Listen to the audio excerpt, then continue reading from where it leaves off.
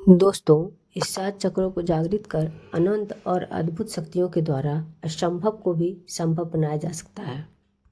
इन 7 चक्रों को बैलेंस करने से आपके जीवन को अनेक फायदे होते हैं। इन चक्रों की प्रैक्टिस से आपके जीवन के बदलाव और ग्रोथ होता है। इस बैलेंस से मेंटल और इमोशनल हेल्थ भी इम्प्रूव होती है, फिजिकल वेल्थ भी इम्प्रूव होती है। ये सारी शक्तियाँ सुषुप्तावस्था में हमारे शरीर में होता है। इसलिए इन शक्तियों को जगाने के बाद आपके लाइफ में आपके जीवन में ये चक्र ऊर्जा के केंद्र हैं। आपके शरीर में भी उतनी ही शक्तियाँ हैं जितनी देवी देवताओं में, लेकिन उन्हें जागृत करना होगा। आपके दिनचर्या को बेहतर बनाने का एक शानदार तरीका है। इसका सबसे पहला संदर्भ प्राचीन भारतीय ग्रंथों में मिलता है। चक्र एक संस्कृत शब्द है जिसका अर्थ है वृक्क, पहिया। ये 7 चक्र हैं जो शीर्ष से लेकर रीढ़ की हड्डी के आधार तक स्थित हैं। ये 7 चक्र के अलग अलग गुण और कार्य हैं। किसी चक्र में असंतुलन या रुकावट आ जाता है तो शारीरिक और मानसिक समस्याएं आने लगती है। चक्र ध्यान आपके शरीर को संतुलन में लाने में मदद करती है। चक्र एक विशिष्ट रंग और ऊर्जा उत्सर्जित करती है। प्रत्येक चक्र भौतिक शरीर में एक ग्रंथि से मेल खाता है। मानव शरीर में अनगिनत चक्र हैं, परंतु 7 चक्रों के साथ एक खास कंपन, रंग, प्रतीत और ध्वनि जुड़ी होती है। शरीर में दिखाई देने वाले ये 7 चक्र इस प्रकार हैं। पहला, मूलाधार चक्र, इसे मूलाधार चक्र ही कहा जाता है। दूसरा, स्वाधिष्ठान चक्र, इसे त्रिचक्र बोला जाता है। तीसरा, मणिपुर चक्र, ये सौर जालक चक्र है। चौथा, अनाहत चक्र, ये हृदय चक्र कहलाता है।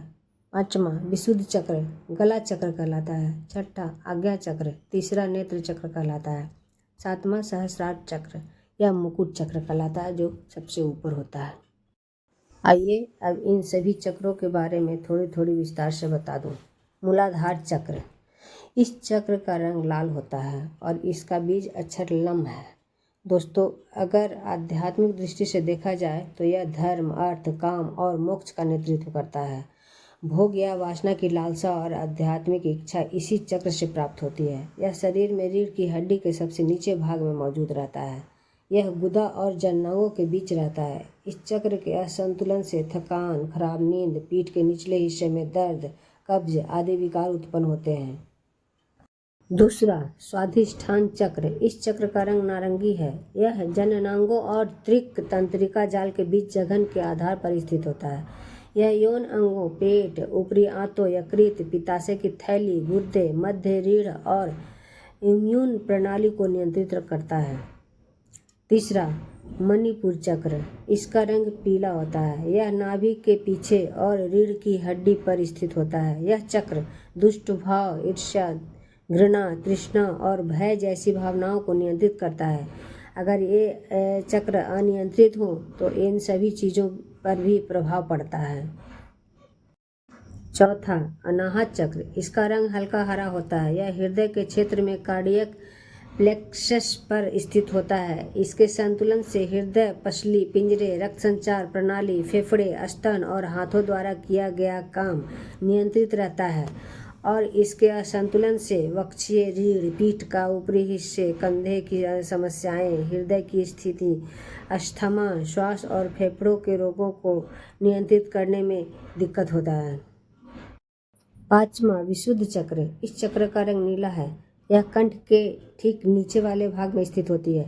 इसके संतुलन से गले, थायराइड, श्वास नली, ग्रीवा, गर्दन और कंधे, हाथ तथा मुंह, दांत और मसूड़ों को नियंत्रित रहता है।